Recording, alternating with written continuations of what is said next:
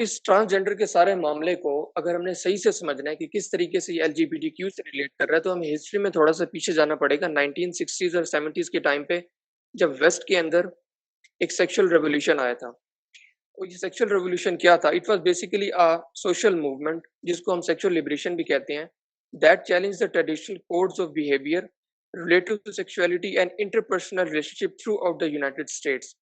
Basically इस sexual revolution and sexual liberation की जो टोटल सोशल लेवल के ऊपर मूवमेंट थी, इसने मुआशरे के जो कोड्स होते हैं, ट्रेडिशनल कोड्स होते हैं, उनको चैलेंज किया था। और वो कोड्स क्या होते हैं? उनमें हमारे पास बेसिकली 3 का ग्रुप आता है।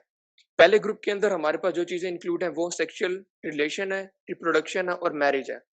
इस रेवोल्यूशन से पहले इन 3 चीज़ें एक ही खाते में, एक ही डब्बे के अंदर रखी जाती थी। फॉर एग्ज़ाम्पल अगर किसी इंसान ने कोई सेक्सुअल रिलेशन करनी है तो उसके लिए शादी करना ज़रूरी है।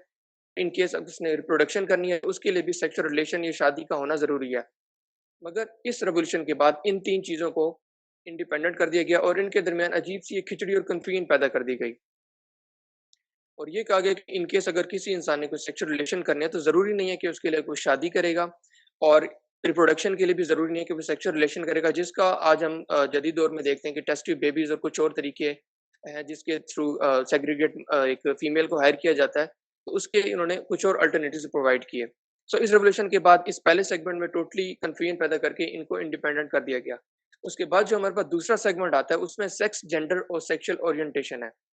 किसी भी इंसानी माशरे के अंदर इस रेवोल्यूशन से पहले हमेशा इन 3 चीज़ों को भी एक ही कंसीडर करते थे कि इन केस जो इंसान का सेक्स है, उसी वही उसका जेंडर होगा, उसी हिसाब से उसकी सेक्सुअल ओरिएंटेशन होगी।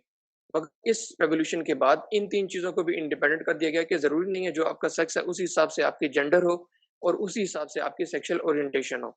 जो दूसरा सेगमेंट इन्होंने जो ट्रेडिशनल कोड्स है, उसके ऊपर इन्होंने इसको टोटली डिस्पर्स कर दिया और टोटली हर हवाले से इंडिपेंडेंट कर दिया। जो हमारे पास लास्ट सेगमेंट आता है, वो है डिज़ायर, एक्शन और आइडेंटिटी का। अगर हम इस्लाम की भी बात करें, तो इस्लाम के कानून में भी ऐसे हैं कि किसी भी इंसान को उसकी डिज़ायर की बेस पे हम आइडेंटिफ़ाई नहीं करते। फॉर एग्ज़ाम्पल अगर किसी इंसान की चोरी की डिज़ायर है, तो हम उसको चोर आइडेंटिफ़ाई नहीं करेंगे अनटिल अनलेस वो कोई एक्शन कमिट नहीं करता।